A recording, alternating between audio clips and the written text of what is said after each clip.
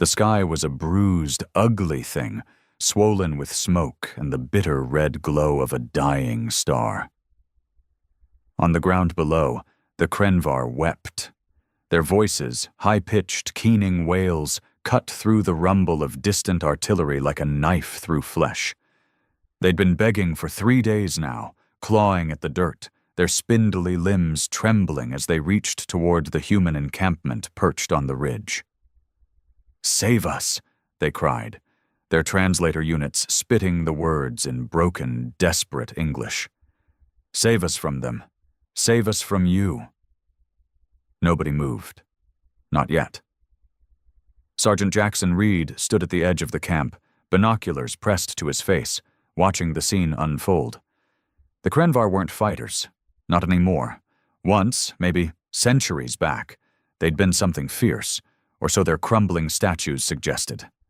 Now they were just refugees, a scattered people caught between two jaws. The Vraxis swarm tearing through their cities from the east, and humanity's steel fist waiting in the west. Jackson lowered the binoculars, his jaw tight. He could still hear their pleas, faint but sharp, carried on the wind. It made his stomach twist. "They're not our problem," Lieutenant Voss said behind him, her voice flat as the barrel of her rifle. She was leaning against a crate of ammo, cleaning her nails with a knife. "Command says we hold the line. That's it. No heroics, no handouts." She flicked a speck of dirt away, her eyes cold. They brought this on themselves anyway. Should have fought harder when they had the chance. Jackson didn't answer right away. He'd heard the briefing, same as her. The Krenvar had been warned years ago, decades even, when the Vraxis first showed up on their doorstep. Humanity had offered aid then, back when the galaxy still pretended at diplomacy. Tech, weapons, training. The Krenvar refused. Too proud, too stubborn, too convinced their pacifism would shield them. Now their cities were ash, their children were bones, and they were crawling to humanity's feet, begging for mercy they hadn't earned. He turned to look at her, his face shadowed under the brim of his helmet. "They've got kids down there, Voss. Kids who didn't make that call." She snorted, sheathing her knife. "Kids die every day, Reed." "Ours included. You think the Vraxis care? You think those bug bastards hesitate when they rip through our colonies?" She stood up, brushing off her uniform. "This is war. We don't get to play savior every time someone cries loud enough." Jackson wanted to argue, felt the words burning in his throat. But he swallowed them down. She wasn't wrong. The Vraxis didn't negotiate, didn't feel pity. They were a plague, six-legged, chitin-armored nightmares that devoured everything in their path. Humanity had been fighting them for 20 years, losing ground, losing lives. Earth's colonies were down to a handful now, and every soldier knew the math. Resources were thin, hope was thinner. The Krenvar weren't part of the equation. Still, he couldn't shake the sound of their voices. Last night he'd stood watch alone, listening as the wind carried their cries up the ridge. One of them, a female maybe, her translator garbled, kept repeating the same phrase. "We trusted peace. We trusted peace." It hit him like a punch, that raw, broken regret. He'd barely slept since. The camp stirred behind him as the sun dipped lower, painting the horizon in streaks of blood and charcoal. Soldiers moved with grim efficiency, checking weapons, reinforcing barricades. The Vraxis were close. Scouts had spotted their forward drones an hour ago, buzzing like locusts on the edge of the valley. Command's orders were clear. Hold the ridge. Protect the supply line. The Krenvar weren't mentioned. Not once. Jackson glanced back at the valley floor. The Krenvar were still there, a pitiful huddle of maybe 100, their makeshift shelters flapping in the wind. A few were dragging themselves closer, their bodies gaunt, their eyes huge and pleading. One of them, A child, no taller than Jackson's knee, stumbled and fell, its tiny hands scrabbling in the dirt. He felt his chest tighten. "Command's wrong," he muttered, almost to himself. Voss heard him anyway. She stepped closer, her voice low and sharp. "Say that again, Reed, and I'll have you up for insubordination. We don't make the calls, we follow them. You want to die for those aliens, go ahead. Just don't drag the rest of us down with you." He met her gaze, unflinching. "And if it were our kids down there, our families?" "They're not ours," she snapped. "That's the difference." Before he could reply, a shout cut through the tension. Private Ruiz sprinting from the comms tent, his face pale. "Sarge, Lieutenant, Vraxis are moving, fast, ETA 20 minutes, and—" He hesitated, swallowing hard. "Command's got new orders." Jackson turned, dread pooling in his gut. "What orders?" Ruiz's voice shook. "They're sending the bombers, full payload. They want the valley leveled. Vraxis, Krenvar, all of it. No survivors." For a moment, the world went quiet. Jackson stared at Ruiz, then at Voss, whose face had gone stone cold. Down in the valley, the Krenvar's cries rose again, louder now, as if they sensed the shadow creeping closer. They begged for help. And humanity, it seemed, had already decided their answer. The air in the camp thickened with tension, a heavy silence broken only by the faint hum of approaching drones and the Krenvar's distant wails. Jackson Reed stood rooted to the spot, his hands clenched into fists, the weight of Ruiz's words sinking into him like lead. Bombers, full payload, no survivors. It wasn't just a tactic, it was a slaughter, a cold, calculated erasure of everything in that valley. The Vraxis, sure, but the Krenvar too. Those trembling, desperate souls who dared to hope humanity might be their salvation. Lieutenant Voss broke the stillness first, her voice cutting through the haze. "You heard him, Reed. Get your squad ready. We're pulling back to secondary positions. Bombers will be here in 15. She turned away, barking orders to the others, her boots crunching on the gravel as if nothing had changed. As if the lives below didn't matter. Jackson didn't move. His eyes were locked on the valley, on that tiny Krenvar child still sprawled in the dirt, its thin arms reaching for something, someone that wasn't coming. He could feel the pulse hammering in his neck, the heat rising in his chest. "We can't just let this happen," he said, louder than he meant to.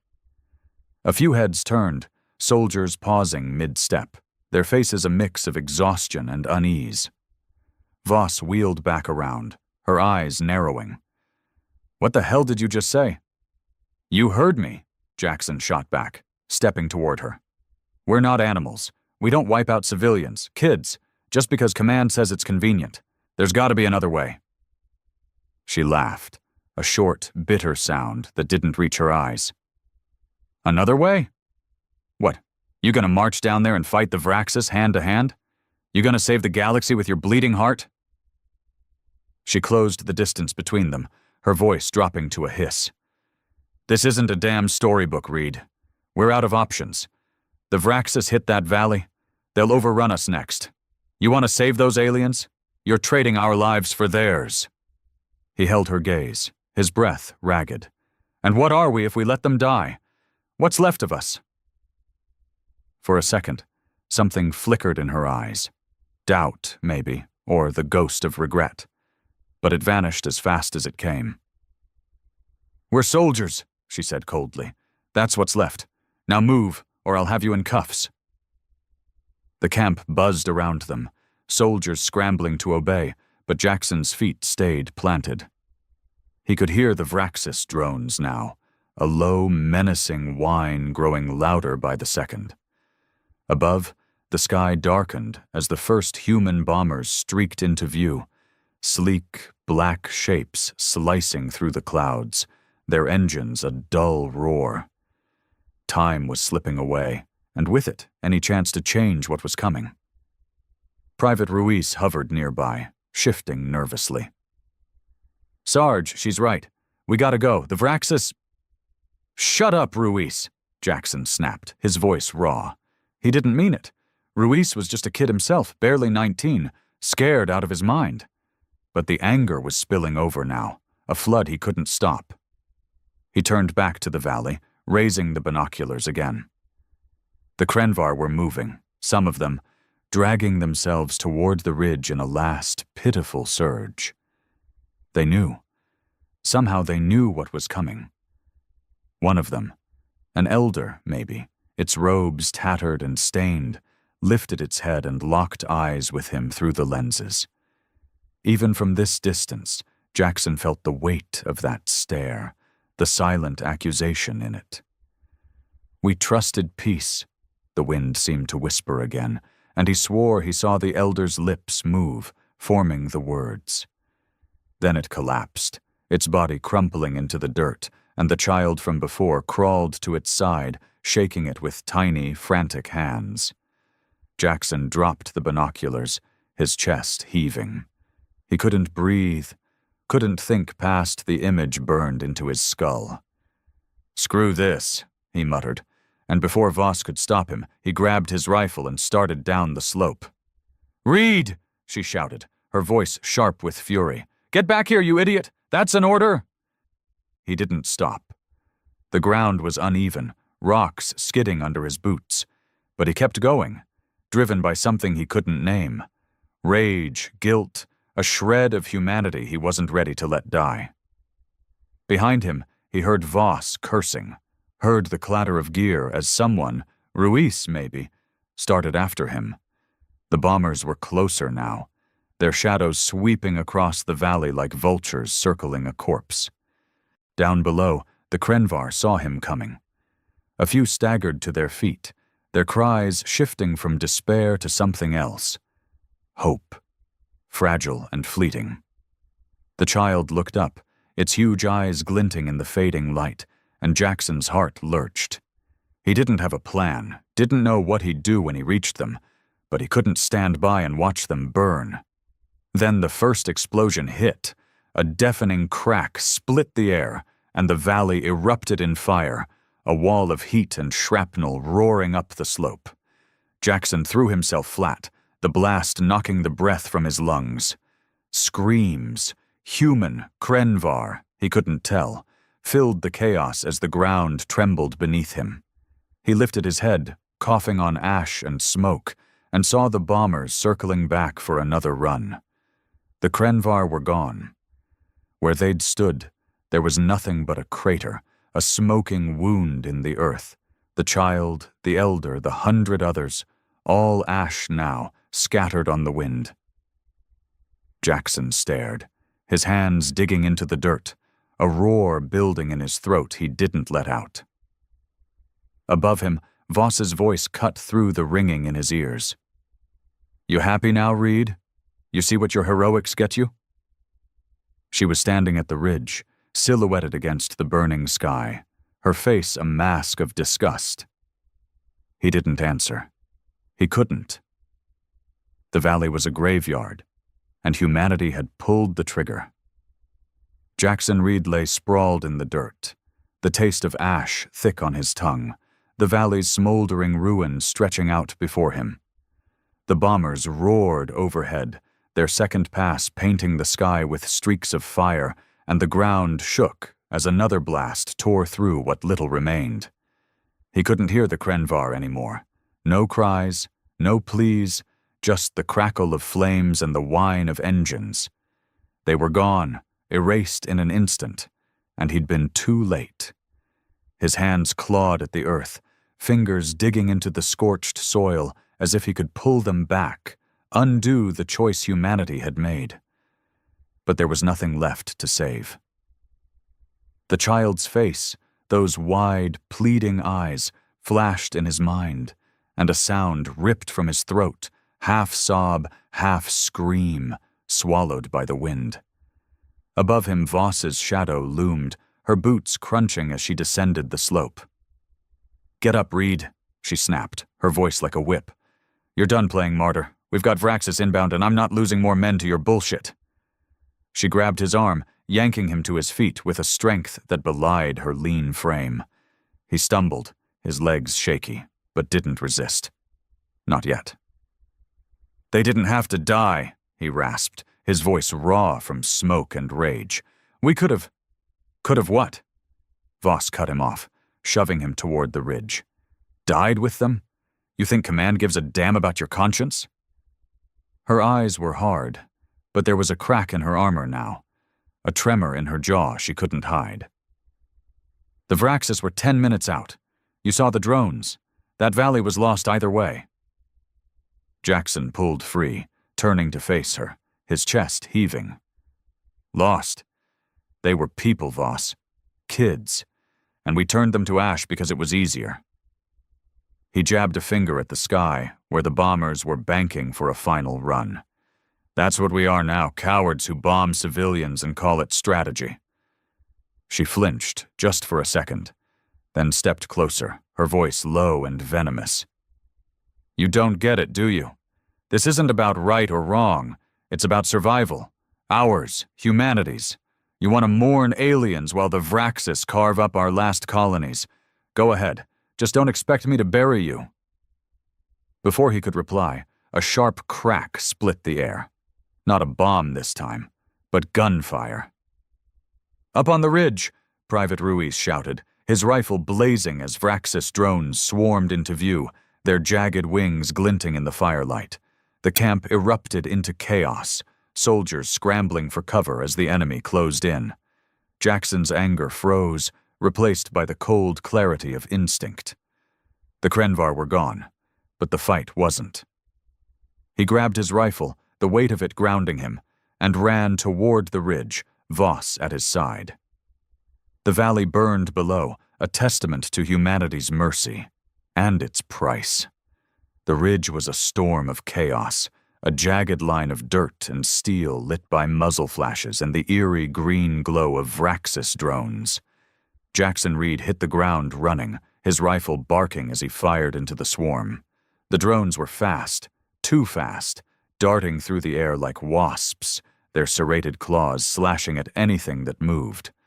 A scream cut through the noise, sharp and wet, and Jackson saw a soldier, Corporal Hayes, go down, his chest torn open by a drone's pincer.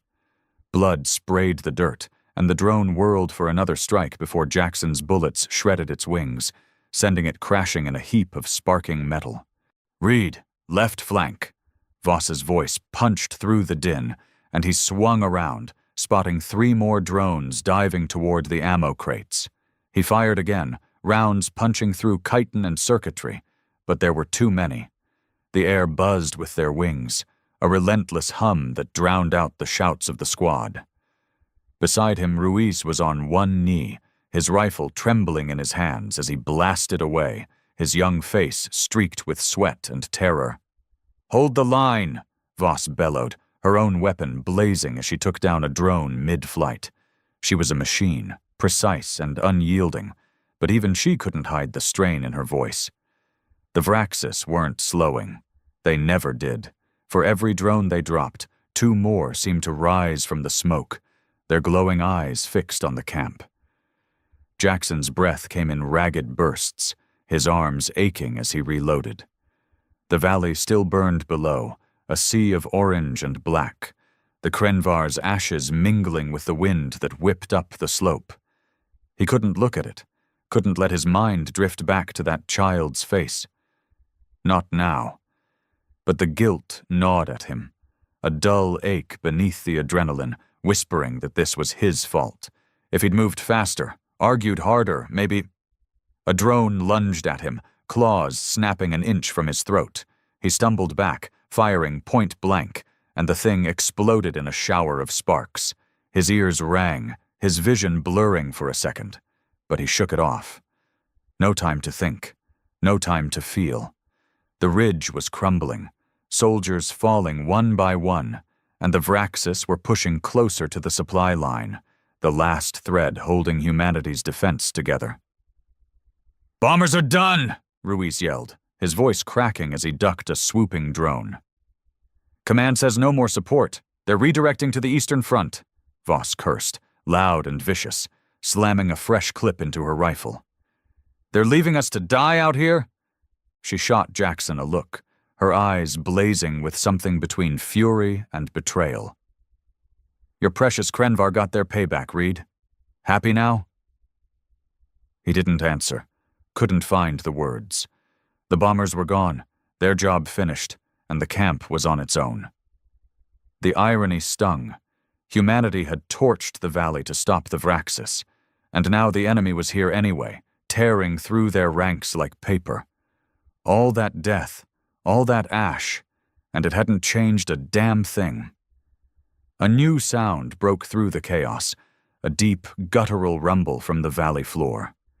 Jackson risked a glance over the edge, and his blood ran cold. Through the smoke, shapes emerged. Vraxis ground troops, hulking beasts twice the size of a man, their armored bodies glinting as they scuttled up the slope. The drones were just the vanguard. This was the real assault. "Fall back!" Voss shouted, her voice hoarse. "Secondary line, now!" Soldiers scrambled, dragging wounded comrades as the drones pressed their advantage. Jackson grabbed Ruiz by the collar, hauling him up as a claw grazed the kid's leg, drawing a thin line of blood. Ruiz yelped, but kept moving, limping behind Jackson as they retreated to the fallback trench. The trench was shallow, barely chest-high, but it was something. Jackson dropped in, his back against the dirt wall, and peered over the edge. The Vraxis were closing fast, their claws gouging the earth, their mandibles clicking in a sickening rhythm. He fired, the recoil jarring his shoulder, and one of the beasts staggered, black ichor spilling from its head. But there were dozens more, a tide of death rolling toward them. Voss landed beside him, her face smeared with soot and sweat. "We can't hold this," she said, her voice low, almost resigned. "Not without air support, not without more men." Jackson gritted his teeth, his mind racing. "Then we make them pay for every inch." He didn't know if he believed it, didn't know if there was anything left to fight for, but he couldn't stop now. The Krenvar were gone, the valley was ash, and the Vraxis were here. All he had left was the rifle in his hands and the rage in his gut. Ruiz whimpered beside him, clutching his bleeding leg. "Sarge, we're gonna die, aren't we?" Jackson didn't look at him, didn't dare. "Not yet," he said, and fired again, the shot echoing into the night as the Vraxis swarm closed in. The trench was a coffin, a shallow scar in the earth that stank of blood and gunpowder. Jackson Reed crouched low, his rifle spitting fire into the night as the Vraxis ground troops surged up the ridge. Their armored bodies gleamed in the flickering light of the burning valley, a wall of claws and teeth that didn't flinch, didn't slow. Each shot he fired felt like a plea, a desperate, futile stand against the inevitable. Beside him, Ruiz was shaking, his hands fumbling with his weapon, his wounded leg leaking red into the dirt. "Keep firing, kid!" Jackson yelled, his voice rough as gravel. He slammed a fresh clip into his rifle, the click loud in the chaos, and took aim. A Vraxis beast loomed close, its mandibles snapping, and he put 3 rounds through its skull. It collapsed, twitching, but another took its place, then another. They were endless, a nightmare tide that swallowed the ground inch by inch. Voss was on his right, her face a mask of grim focus as she lobbed a grenade over the trench's edge. The explosion lit the night, shredding 2 Vraxis into chunks of chitin and gore, but the blast barely dented their advance. "We're out of time," she shouted, ducking as a claw swiped over the trench, missing her head by inches. "Radio's dead. Command's abandoned us." Jackson didn't respond, couldn't spare the breath. His world had shrunk to the rifle's kick, the heat of spent casings, the roar of the enemy. But her words sank in, cold and heavy. Abandoned. The bombers had left, the supply line was lost, and now the brass had cut them loose. 20 years of war, and this was how it ended, not with a stand, but with a shrug from the top. Ruiz let out a choked sob, his rifle slipping as a drone buzzed overhead, its claws raking the trench's edge. Jackson lunged, shoving the kid down as the drone's strike tore a gash in the dirt where Ruiz's head had been.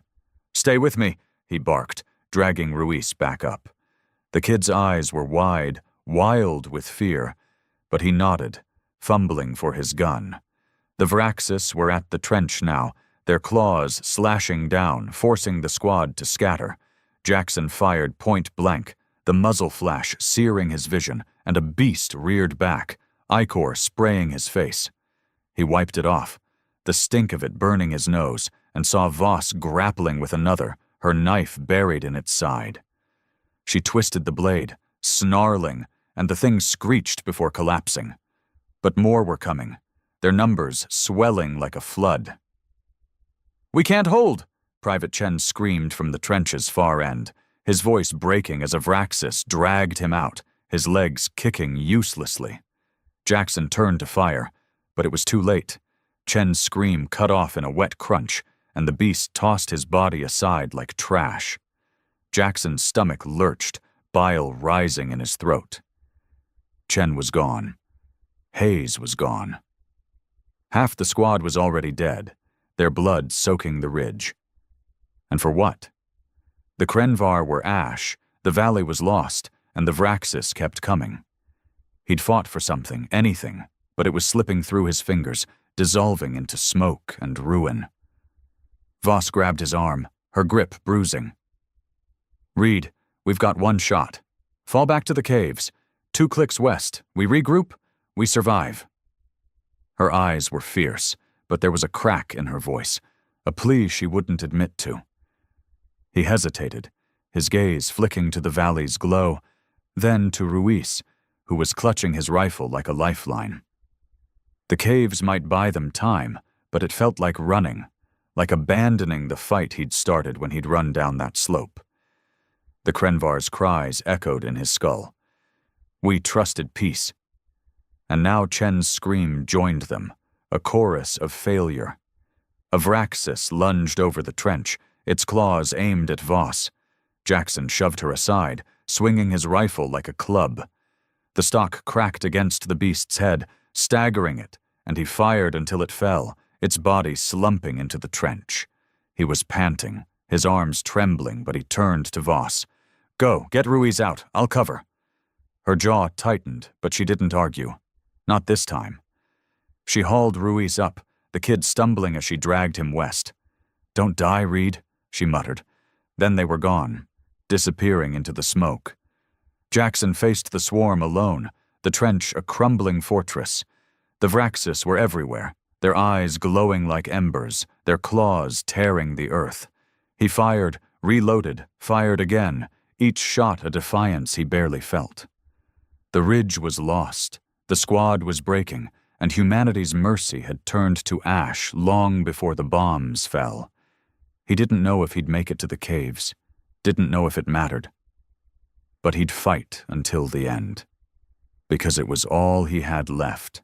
The trench was a slaughterhouse now, a jagged wound in the ridge strewn with bodies, human and Vraxis alike. Jackson Reed stood alone, his rifle's barrel glowing hot, the air thick with the stench of burnt metal and blood. The Vraxis swarm pressed in, a relentless wall of claws and chitin, their glowing eyes cutting through the smoke like lanterns in a fog. He fired until the clip clicked empty, then swung the rifle like a bat, cracking it against a beast's skull. It staggered, and he drove his boot into its face, feeling the crunch of its exoskeleton give way.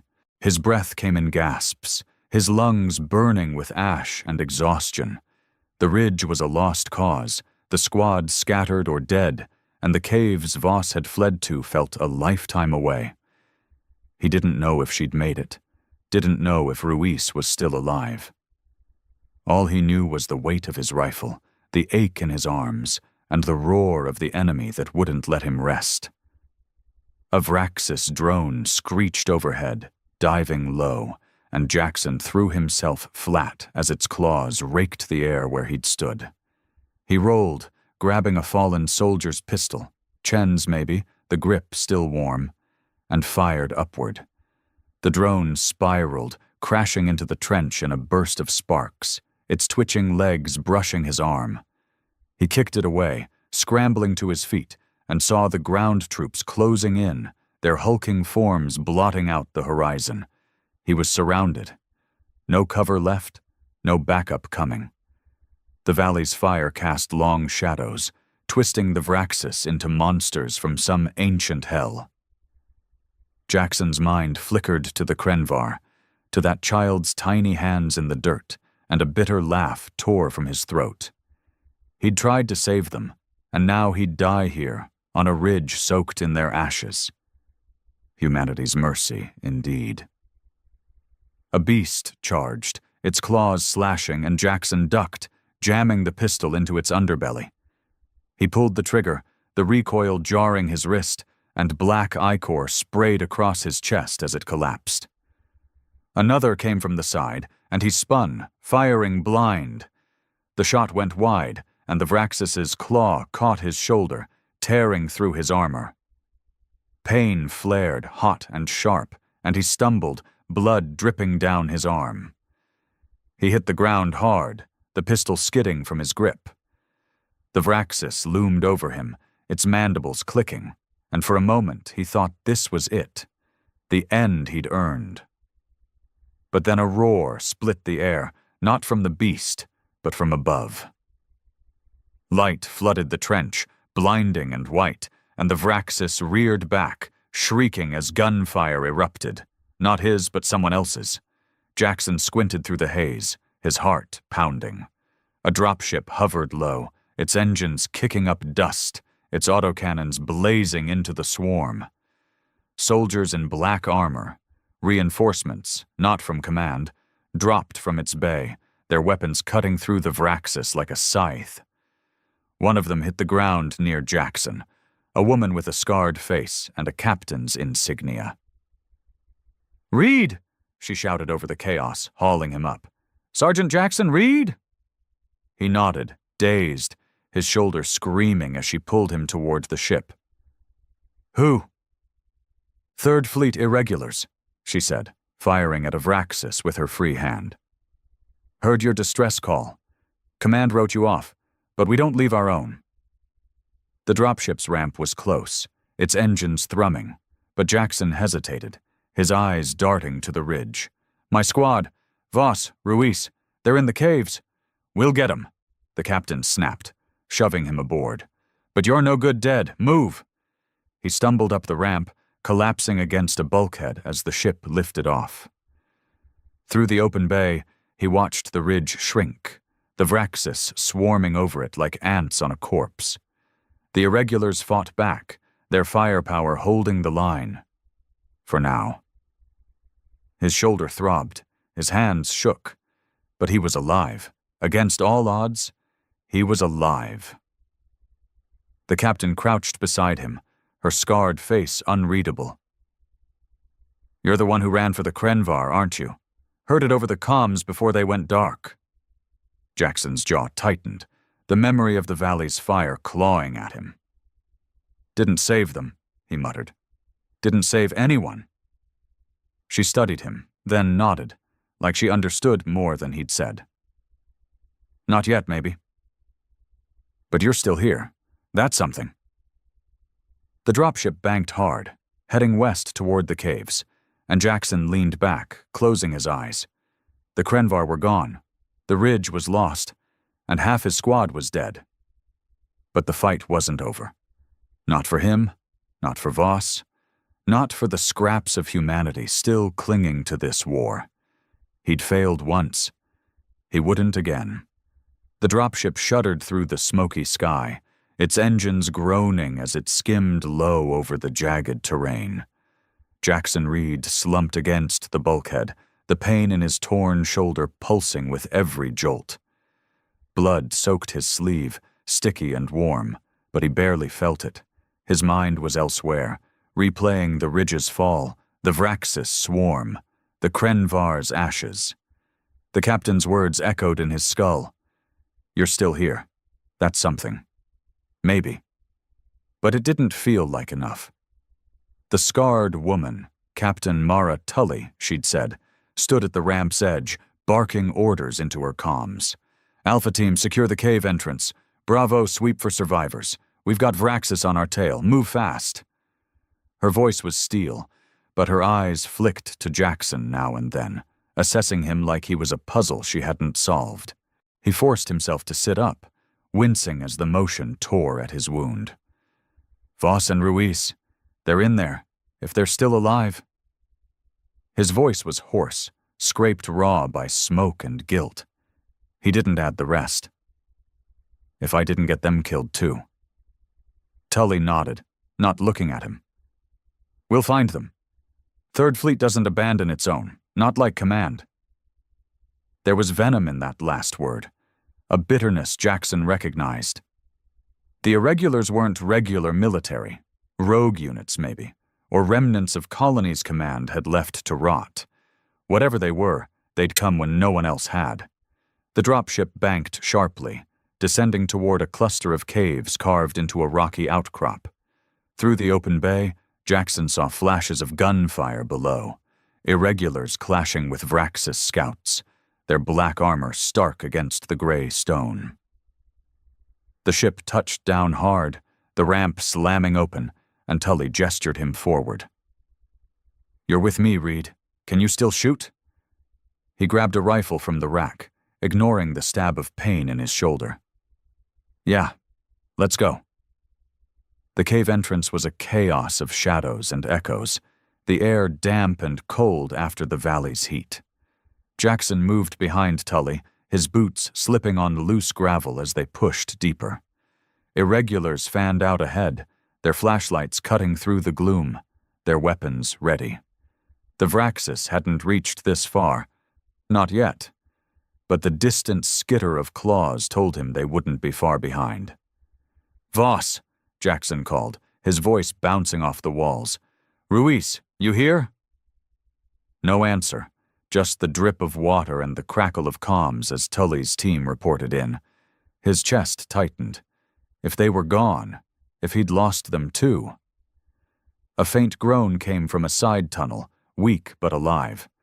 Jackson broke into a run, Tully cursing as she followed. Around a bend, he found them.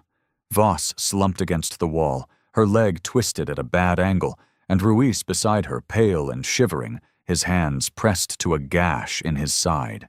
They were alive. Barely. Reed, Voss rasped, her eyes glassy but sharp. You dumb bastard. Thought you were dead. Same to you, he said, kneeling beside her. Relief hit him hard, but it was fleeting. Ruiz's breathing was shallow, his blood pooling on the stone. Jackson tore off his sleeve, pressing it to the wound. Hang on, kid, we've got help. Tully dropped beside him, pulling a medkit from her pack. He's bad, she muttered, injecting Ruiz with something that made him gasp. We need to move him now. Voss grabbed Jackson's arm, her grip weak but fierce. The ridge. Did we? It's gone, he said, his voice flat. Vraxis took it. Command left us. These guys. He nodded at Tully. They're all we've got. Her face hardened, a flicker of the old fire returning. Then we make it count. The cave shook, dust raining from the ceiling as a roar echoed from outside. Vraxis closing in. Tully stood, her scarred face grim. They've found us. We hold here or we die here. Your call, Reed. He looked at Voss, at Ruiz, at the Irregulars forming a defensive line. The Krenvar's cries rang in his memory, a debt he couldn't pay, but these people, these battered, stubborn survivors, were still here. He hefted his rifle, the weight steadying him. We hold, get Ruiz stable, then we fight. Tully smirked, a rare crack in her armor. Good choice. The first Vraxis burst into the tunnel, a hulking shadow of claws and fury. Jackson fired, the recoil jarring his wounded shoulder, and the beast staggered. Behind it, more came, their eyes glowing in the dark. The irregulars opened up, a storm of bullets and grenades, and the cave became a battlefield, narrow, brutal, unforgiving. Jackson fought beside them, every shot a defiance, every breath a refusal to break. The Krenvar were gone. The ridge was ash, but this he could do, for Voss, for Ruiz, for the scraps of humanity that still burned in the dark. The cave was a crucible, a suffocating tunnel of stone and blood, where every sound was amplified, the crack of rifles, the screech of Vraxis claws, the ragged gasps of the dying. Jackson Reed stood shoulder to shoulder with the irregulars, his rifle blazing as the enemy poured in. The air was thick with dust and the acrid sting of gunpowder, his wounded shoulder screaming with every shot. But he didn't stop. He couldn't. Not with Voss and Ruiz behind him, not with the Vraxis clawing closer. Captain Tully fought like a demon, her scarred face lit by muzzle flashes as she unloaded into a Vraxis beast, its ichor splattering the walls. "Push them back," she roared, tossing a grenade that erupted in a bloom of fire and shrapnel. The tunnel shook, rocks tumbling from the ceiling, but the Vraxis kept coming, hulking ground troops now, their armored bodies shrugging off bullets like rain. Jackson's clip ran dry, and he yanked a knife from his boot, slashing at a beast that lunged too close. The blade sank into its throat, and he twisted, hot blood soaking his hands as it collapsed. He stumbled back, panting, and saw the line faltering, irregulars falling, their screams swallowed by the chaos. The cave was too narrow, the enemy too many. They were losing. "Reed!" Voss's voice cut through, weak but urgent. He turned, spotting her propped against the wall, Ruiz beside her. Tully had stabilized the kid, but he was out cold, his chest barely rising. Voss's leg was useless, her face pale, but she dragged herself up, a pistol in her trembling hand. "We're not dying here," she snarled, firing at a drone that buzzed too close. "Not like this." He nodded, a grim resolve settling in his gut. "Not today." He grabbed a fallen soldier's rifle, checking the ammo, half a clip, better than nothing, and rejoined the fight. The Vraxis were at the choke point now, a bottleneck of death, and the irregulars were down to a handful. Tully shouted orders, her voice cracking as a claw grazed her arm, but she didn't falter. Then the cave rumbled, not from grenades, but something deeper, a vibration that rattled Jackson's bones. The Vraxis paused, their heads tilting, and a new sound rose, a low, grinding hum from the tunnel's depths. Tully's comms crackled, a voice breaking through static. "Charge is set, Captain." 30 seconds. Jackson's blood ran cold. "Charges?" Tully met his gaze, her expression hard. "Last resort. Collapsing the cave. We take them with us. Or we get out now." His mind raced. Ruiz couldn't move, not fast enough. Voss could barely stand. He glanced at the Vraxis, then back at his squad, the weight of it crushing him. "Go," he said, his voice steady despite the ache. "Get Ruiz out. I'll hold them." Voss cursed, loud and furious. "Reed, don't you dare!" "Shut up, Lieutenant," he snapped, cutting her off. "That's an order." He turned to Tully. "Get them to the ship. I'll buy you time." Her jaw tightened, but she nodded, respect flickering in her eyes. 10 seconds, Reed. Then you're done." She hauled Ruiz over her shoulder, Voss limping behind, protesting even as Tully dragged her away. Jackson faced the Vraxis alone, the hum growing louder, the walls trembling. He fired, each shot a roar of defiance, and when the ammo ran out, he used the rifle as a club, smashing it into claws and skulls. The Krenvar's ashes, Chen's scream, the ridge's fall, they fueled him, a fire that burned past the pain. He wouldn't save them all, but he'd save who he could. The charges detonated. The world erupted in noise and stone, the ceiling crashing down as Jackson dove for cover. Rocks buried the Vraxis, their screeches silenced, and dust choked the air. He coughed, crawling through the debris, his body screaming, but the tunnel ahead was clear. Tully's team had made it out. He stumbled to his feet, the dropship's engines roaring outside.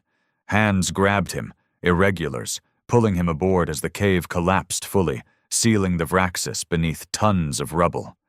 The ramp closed, and the ship lifted off, the battlefield shrinking below, a wasteland of ash and ruin. Voss slumped beside him, her face streaked with dirt and tears she'd never admit to. Ruiz groaned, alive, medics working on him. Tully stood at the helm, her voice low as she reported in. Ridge lost, survivors secured. Jackson stared out the viewport, the valley's glow fading into the distance. The Krenvar were gone, the Vraxis stalled, but the war raged on. He'd fought, he'd bled, and he'd saved something, someone. It wasn't redemption, not even close, but it was enough to keep going. The ship streaked into the night, carrying its battered remnants of humanity, and Jackson closed his eyes, the weight of the ash settling into his soul.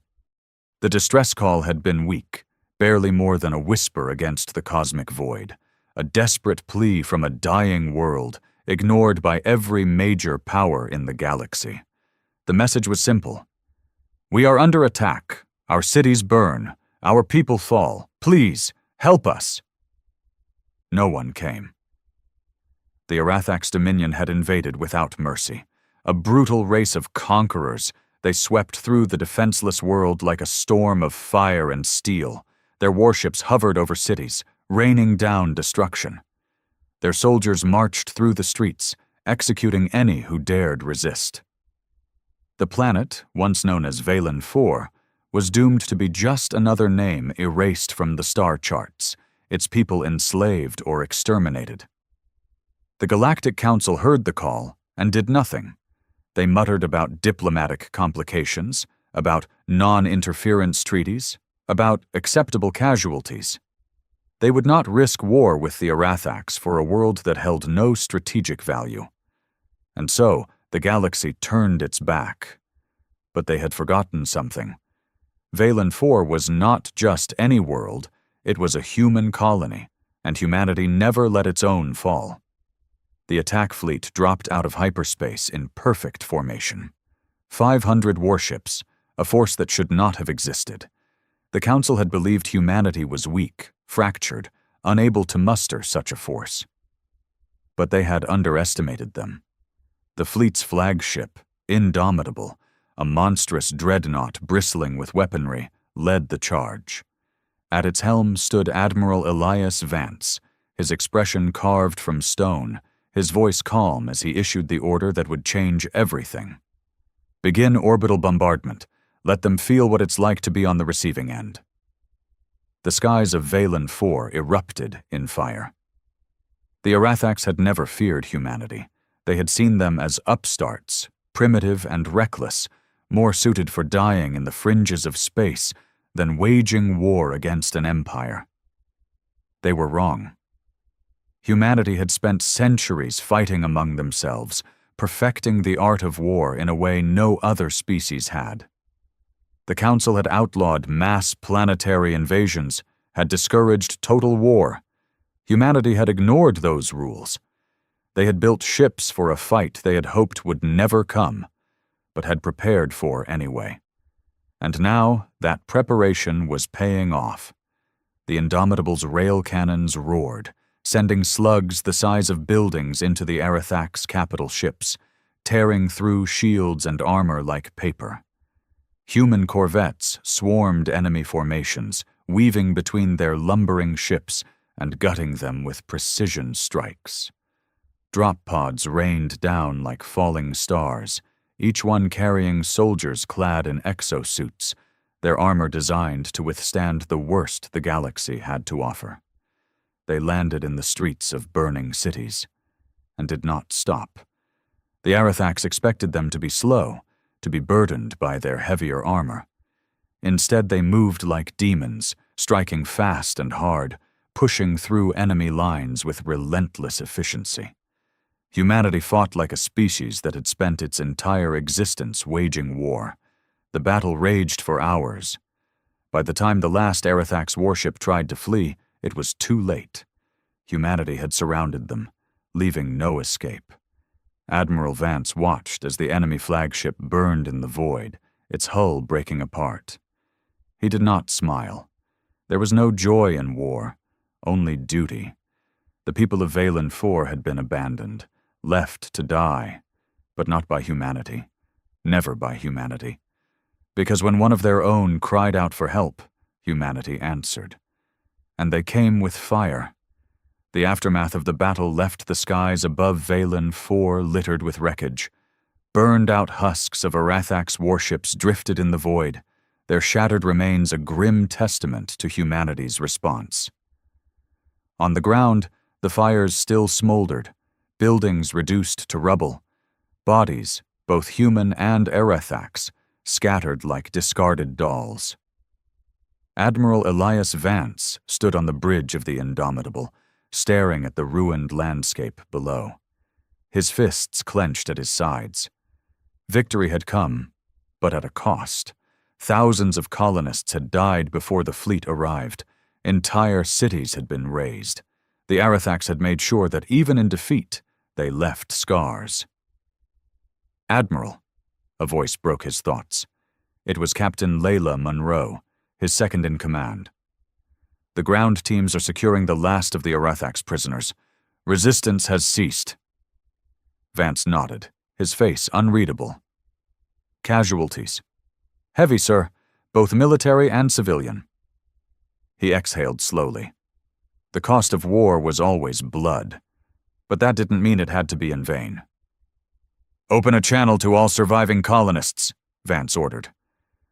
A moment later, his voice was broadcasted across the ruined planet. "This is Admiral Elias Vance of the Terran Defense Fleet. The Arethax are defeated. Your home is yours once more. We came because no one else would, because humanity does not abandon its own. We mourn the dead, but we stand for the living. And to the Arethax," he paused, his voice cold as steel. "You thought no one would come. You were wrong, and you will never forget this day." On the surface, survivors staggered from underground shelters and half-collapsed buildings, their faces dirty, their eyes hollow with exhaustion. Some wept. Others simply stared in disbelief at the sight of Terran soldiers patrolling the streets, not as conquerors, but as liberators. A young girl, no older than 10, clutched her mother's hand as she watched a squad of soldiers clear debris from a collapsed school. One of them, his armor scratched and dented from battle, knelt beside her, pulling a ration bar from his pack. "Here, kid," he said gruffly, handing it over. She hesitated, then took it. Are they gone?" The soldier glanced at the sky, where the wreckage of the enemy still burned. "Yeah," he said. "They're gone." For the first time in weeks, she smiled.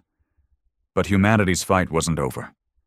In the dark corners of the galaxy, the Arethax Dominion reeled from their unexpected defeat. No one had ever hit them so hard before, had ever made them bleed so badly. And now, their high command sat in stunned silence, watching the footage of their burning fleet, their fallen soldiers.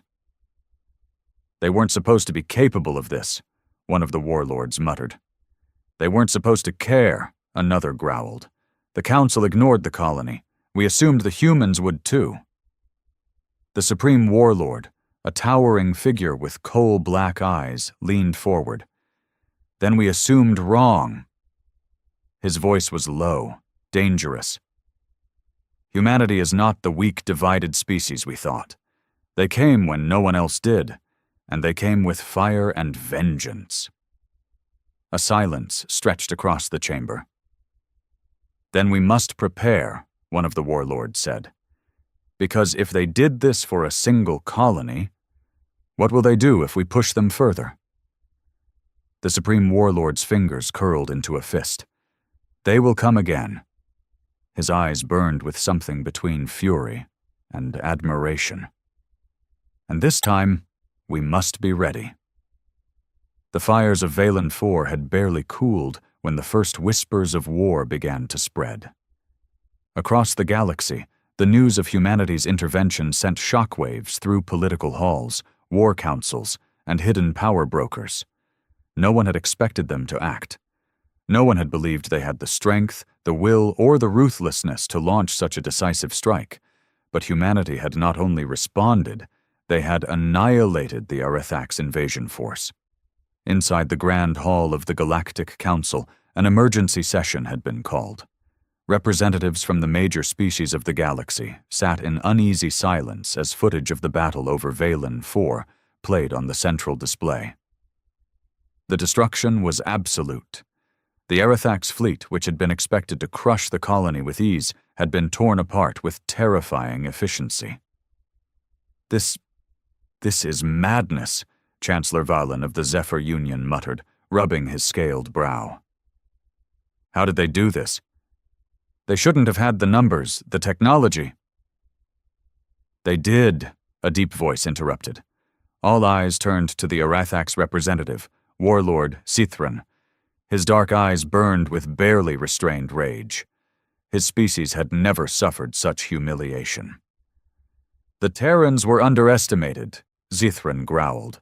A mistake that will not be repeated.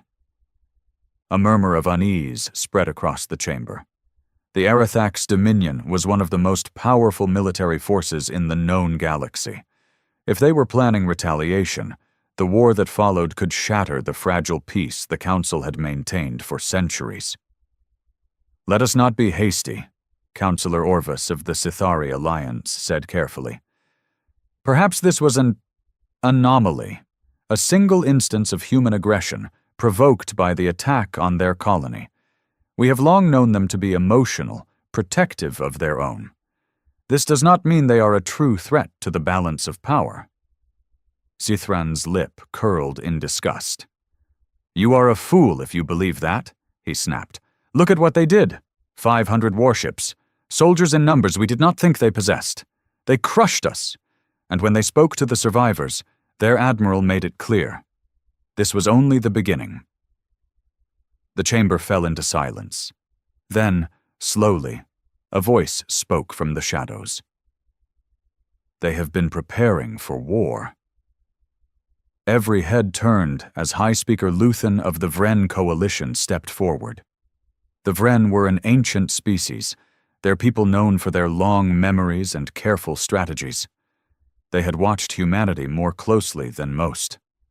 We thought them chaotic, Luthen continued, his eyes narrowing. Unorganized, too busy fighting among themselves to be a threat. But we were wrong. He gestured toward the screen, where the Indomitable hovered over Valen 4 like a silent guardian. They are not fractured. They are united. They did not hesitate to act, and they did not ask for permission. This is not the sign of a weak race. A tense silence stretched between the council members. Finally, Chancellor Valen exhaled sharply. Then we must ask ourselves a question, he murmured. One that will determine the future of this galaxy. He looked around the room, eyes heavy with unspoken fear. Are the humans our allies, or our doom? Back on Valen 4, the surviving colonists worked alongside Terran soldiers, rebuilding what had been lost. Admiral Vance stood on the edge of the ruined city, gazing up at the sky, where the Terran fleet still held position. This won't be the last time we do this, Captain Monroe said beside him. Vance nodded. Number it won't. She hesitated. What do you think the Council will do? He exhaled slowly. They'll debate, they'll hesitate, they'll lie to themselves, pretend we're still a small, insignificant species. Then, finally, he turned to face her, his expression hard. But the Arethax won't wait. They'll come back, stronger, angrier, and this time they won't just target a colony. Monroe swallowed. Earth. Vance didn't need to answer. They both knew the truth. Valen 4 had been the spark. The fire was coming. The war drums of the Arathak's dominion beat in the darkness of space.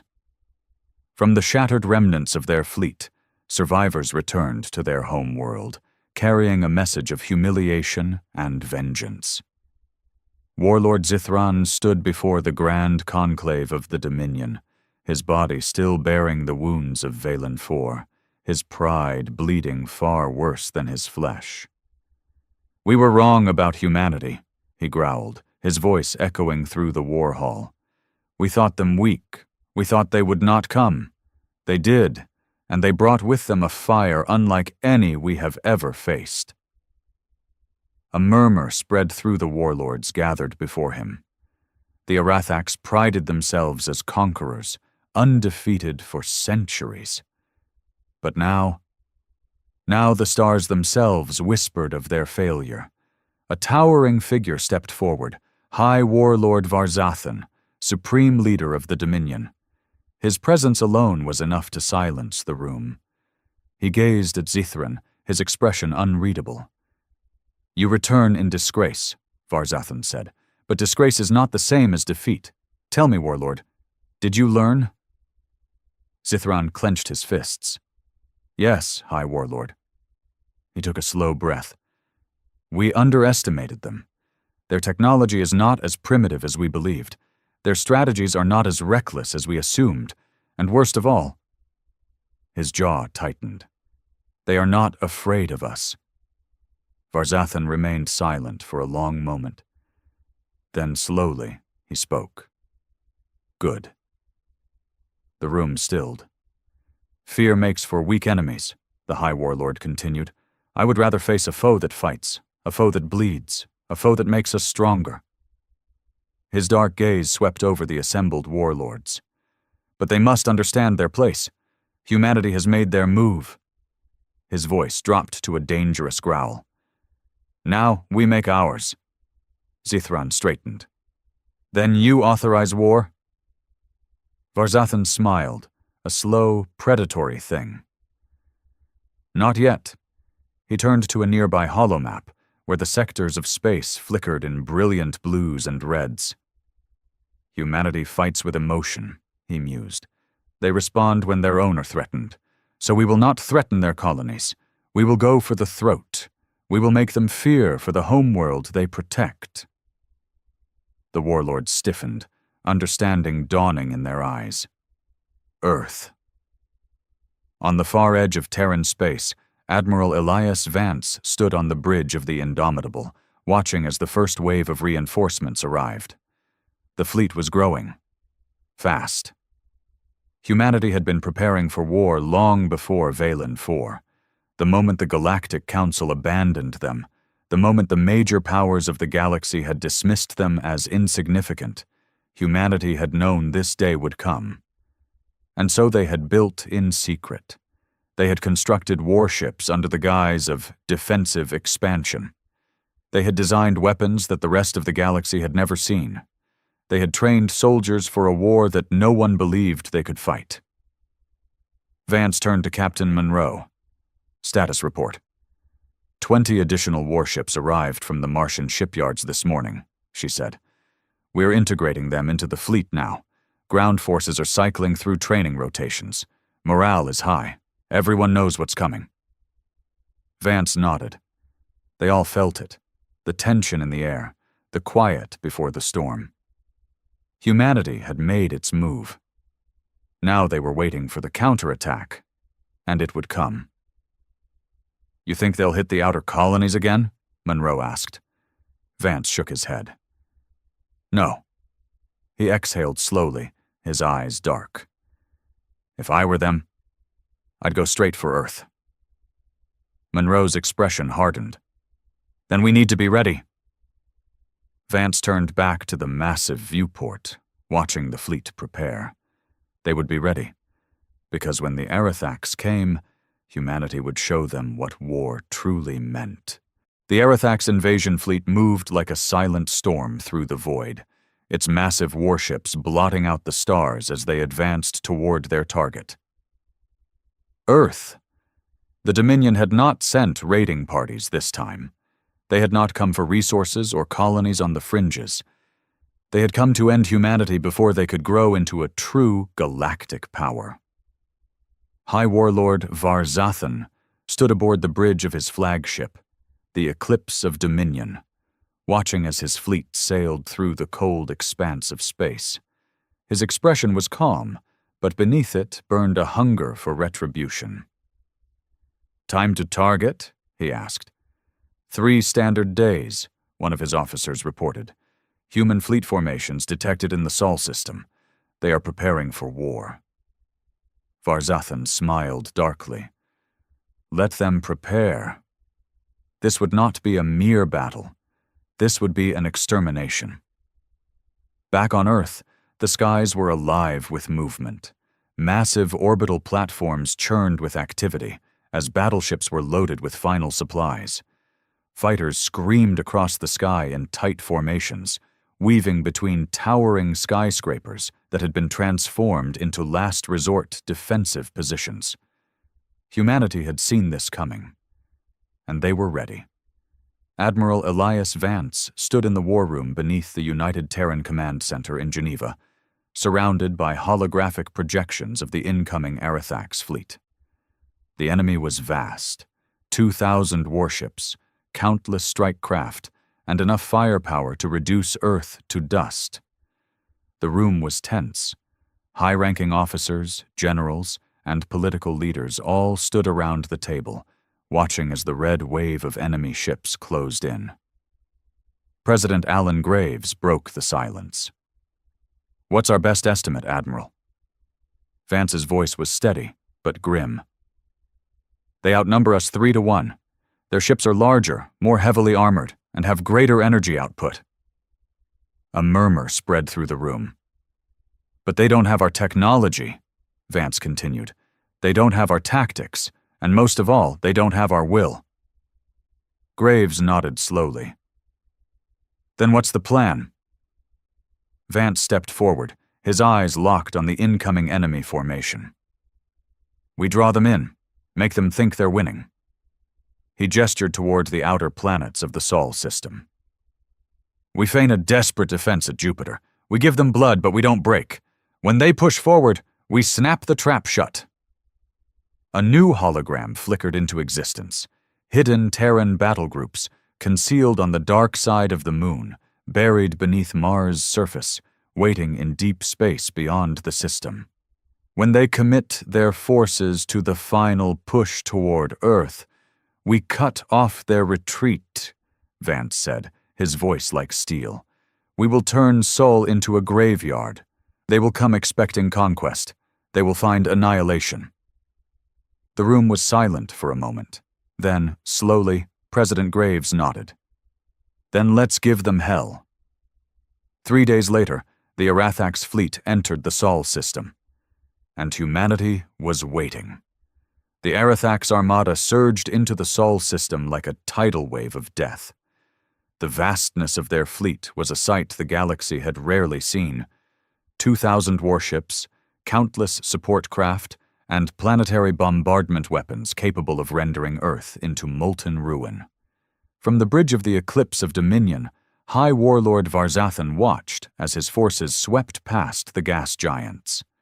The primitive Terran outposts stationed on Jupiter's moons were obliterated in moments, their defenses crumbling under the sheer might of the Dominion's firepower. "Resistance is weak," one of his officers reported. "Terran forces are retreating toward Mars." Varzathan exhaled in amusement. "Good," he murmured. "Let them run. Let them feel powerless before us." But as his fleet pushed deeper into the system, an uneasy sensation crawled at the edges of his mind. Something was off. The humans were fighting back, yes, but not the way he expected. They weren't making a final stand at Jupiter or Mars. They weren't throwing their full fleet into a desperate last-ditch battle. Instead, they were withdrawing in an orderly, calculated fashion, skirmishing just enough to slow the Arathax advance before falling back again. Varzathan's eyes narrowed. They weren't retreating. They were luring him in. On the dark side of the moon, deep within the concealed command center of Lunar Defense Station Aegis, Admiral Elias Vance stood with his arms crossed, watching the battle unfold in real time. The Arathax were doing exactly what he needed them to do. Captain Monroe stood beside him, scanning the tactical readout. "They're pushing hard," she said. "We've lost the outer listening posts. Some of our outposts in the asteroid belt have gone dark." "Acceptable losses," Vance replied coolly. His eyes locked onto the massive red cluster representing the enemy fleet. "They're too focused on the chase. They think we're running." Monroe nodded. "And when they get too close?" Vance's lips curled into a grim smile. "We shut the door." Hours later, the Arathax reached Earth's orbit. The planet was before them now, bathed in blue and green, its cities glimmering like jewels in the darkness of space, the homeworld of humanity, the prize. Varzathan stared at it, a slow smirk forming on his face. "It's over," he declared. "Begin orbital bombardment preparations. We burn this world to ash." The command deck erupted into activity. Orders were issued, targeting systems locked onto key cities: New York, London, Beijing, Moscow. Within minutes, the fleet would rain fire down upon them. Then, the alarms screamed. "What is this?" an officer barked. Varzathan turned sharply toward the tactical display, his eyes widening as hundreds of Terran warships erupted from hidden positions behind the Moon, Mars, and deep space beyond Pluto. They hadn't been retreating. They had been lying in wait. "Impossible!" someone shouted. A new voice cut through the bridge, deep and cold. "Varzathan." The holoscreen flickered, and suddenly Admiral Elias Vance was staring straight at the Arathax warlord. "You walked right into it." The human fleet opened fire. The battle for Earth had begun. The void of space ignited with the fury of 1,000 suns. The moment the trap was sprung, humanity struck with merciless precision. From behind the moon, from the depths of Mars, from the shadows of deep space, warships surged forward, their weapons unleashed in a cataclysm of fire and destruction. Arathax warships, caught in tight battle formations, were torn apart before they could react. Mass drivers, railguns, and plasma lances ripped through their thick hulls like they were made of paper. Swarms of Terran starfighters darted through the chaos, slipping between enemy defenses and delivering payloads of hyperkinetic rounds directly into weak points. Admiral Elias Vance watched from the bridge of the Indomitable, his expression stone cold as the battlefield unfolded.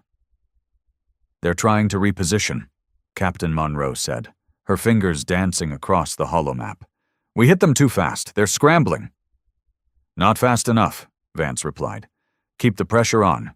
No mercy." On the battlefield, the Arathax fleet reeled. High Warlord Varzathan bared his fangs as the eclipse of dominion shuddered violently, sparks flying across the command deck. "Report!" he roared. "Multiple capital ships destroyed. We're being flanked. The humans, they were waiting for us." Varzathan's mind raced. This was not the desperate defense of a dying species. This was a counteroffensive, one planned with chilling precision. "We underestimated them," he growled, gripping the railing. "We thought them weak. That was our mistake." But mistakes could be corrected. "Pull back the second and third battle groups," he ordered. "Regroup and push forward. Crush their flanks. Break their encirclement." His warlords hesitated. "But High Warlord, our retreat is cut off." A slow, sinking feeling settled in Varzathan's gut. He turned to the tactical display. Humanity's fleet had maneuvered around them with terrifying speed. Their retreat routes were gone. Their forces were surrounded. The realization hit him like a hammer. This wasn't just a battle. This was an execution. Across the battlefield, Terran warships pressed the attack, giving no quarter. Aboard the Indomitable, Vance watched as the enemy fleet faltered. Their formations broke. Their ships fired wildly, desperately trying to carve an escape route that no longer existed. "This is it," Monroe said. "They're finished." Vance nodded. He activated the fleet-wide comms. "All ships, engage at will." A final wave of missile salvos and railgun volleys slammed into the Dominion fleet. The massive Arathax battleships, once symbols of their unstoppable empire, were torn apart one by one, reduced to drifting wreckage in the void. Varzathan's flagship, the Eclipse of Dominion, was the last to fall. As its burning hull spiraled toward Earth's atmosphere, its final transmission echoed through the darkness. "We should have killed them before they became a threat." Then, with a final explosion, the last remnants of the Arathax invasion fleet ceased to exist. Humanity had won, and the galaxy would never underestimate them again. The wreckage of the Arathax fleet drifted lifelessly in the void, a silent graveyard of twisted metal and shattered warships. The once mighty armada that had come to erase humanity had been utterly destroyed. On Earth, cheers erupted across every city, every bunker, every military command center. People poured into the streets, waving flags, embracing strangers, crying tears of relief and victory. From the underground war rooms of Geneva to the orbital stations that had barely survived the initial skirmishes, the message was the same. Humanity had won. But on the bridge of the indomitable, Admiral Elias Vance was not celebrating. He stood motionless, watching the tactical screen, his mind still processing what had just happened. The Dominion was powerful, ruthless, unforgiving, and now they had suffered the worst defeat in their history. Captain Monroe approached cautiously. "Sir, the battle is over. We did it." Vance exhaled, his jaw tightening. "No," he said quietly. "We won a battle. The war is just beginning." Monroe frowned. "You think they'll come back?" Vance turned to her, his expression grim. "We just humiliated one of the strongest empires in the galaxy. They won't let this stand." He glanced at the wreckage of the Arathax fleet. "Next time," he said, "they won't just send an invasion force." He met Monroe's eyes. "They'll send everything." Far beyond the Sol system, on the Dominion homeworld of Zarkon, the news of the catastrophe had reached the throne room of the Arathax High Council. The room was vast, dark, and lined with towering banners of past conquests. At its center sat the Primarch of Dominion, the supreme ruler of the Arathax. His 6 golden eyes glowed dimly as he listened to the trembling voice of the warlord who had survived the battle. They fought like no species we have ever faced," the warlord stammered. "Their strategies, their ferocity. It was as if they knew every move we would make before we made it." The Primarch's claws tapped against his stone throne. "And what became of High Warlord Varzathan?" The warlord hesitated. Then, bowing his head, he spoke. "Dead, my lord. His fleet, gone." Silence. The gathered warlords shifted uneasily, awaiting the Primarch's reaction. Then, slowly, the ruler of the Arathax Dominion rose from his throne. His towering form cast a shadow across the chamber, his presence suffocating, his aura of power undeniable. For centuries, no species had dared to stand against the Dominion. But now, humanity had shattered that illusion. "They thought no one would come to their aid," the Primarch said, his voice like distant thunder. "They believed they were alone. But when we came to conquer," his 6 golden eyes burned brighter, "Earth's mightiest armada arrived." His claws clenched into fists. "Very well. If it is war they desire—" He turned to his gathered warlords, his voice a whisper that rumbled through the chamber like a storm. "Then we shall bring them extinction." The war for humanity's survival had only just begun. The celebrations on Earth lasted for days, but Admiral Elias Vance had no time to indulge in victory. He knew the war was far from over. Inside the United Terran Command Center, deep beneath Geneva, holographic displays flickered with disturbing intelligence. Reports from long-range probes and deep space scouts told a terrifying story. The Arathax Dominion was moving. "We've intercepted their transmissions," said Lieutenant Kaito, the head of Terran intelligence. "The Dominion High Council is furious. They've declared us a cosmic infestation that must be eradicated." Vance folded his arms, his expression unreadable. "What are we looking at?"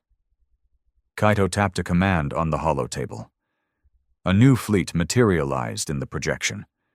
It was like nothing they had seen before. "The Dominion isn't just sending another invasion force," Kaito said grimly. "They're mobilizing their entire war machine." The room fell silent. Hundreds, no thousands of warships, far beyond what humanity had just fought off. Dreadnoughts the size of cities. Siege platforms capable of obliterating entire continents. Weapons so advanced that even the best minds in the Sol system could barely comprehend them. This is a full-scale eradication campaign," said Captain Monroe. "They don't just want to conquer us anymore, they want us gone." Vance's jaw tightened. He had expected retaliation. He had expected vengeance. But this was genocide in the making. President Alan Graves, standing at the head of the room, took a deep breath. "What are our options?" Vance's voice was low but firm. "We fight." Graves narrowed his eyes. "Can we win?" Vance turned back to the holomap. The odds were impossible. 3,000 Dominion warships against the battered remnants of Earth's fleet. And yet, when he looked at the faces around the table, he saw no fear, only defiance. He exhaled. "We don't need to win," he said. "We just need to make them regret coming." Across the galaxy, the largest armada in Arathax history began its march toward Earth. At its helm, aboard the Harbinger of Extinction, stood the Primarch of the Dominion himself. He gazed at the distant stars, his 6 golden eyes filled with cold fury. "Let the humans gather their fleet," he murmured. "Let them believe they have hope." His claws flexed. "This time we do not stop until their world burns to its core." And so the final war for humanity's survival began. The storm of war came faster than anyone had predicted. Within weeks, the Dominion's apocalyptic fleet surged toward the Sol system. The vastness of their numbers was beyond anything humanity had faced before. 3,000 warships, siege platforms capable of turning planets to molten wastelands, swarms of hunter-killers designed to seek out and eliminate survivors. Against them stood Earth's last line of defense. The United Terran Armada, battered but unbroken, assembled at the edge of the system. Every remaining warship, every station-mounted cannon, every last defensive satellite was turned toward the incoming storm. Even civilian freighters had been retrofitted with makeshift weapons. The people of Earth did not run. They did not beg for mercy. They stood. The Battle of Sol was unlike anything the galaxy had ever witnessed. The Dominion came with overwhelming force, but the Terran fleet fought like demons.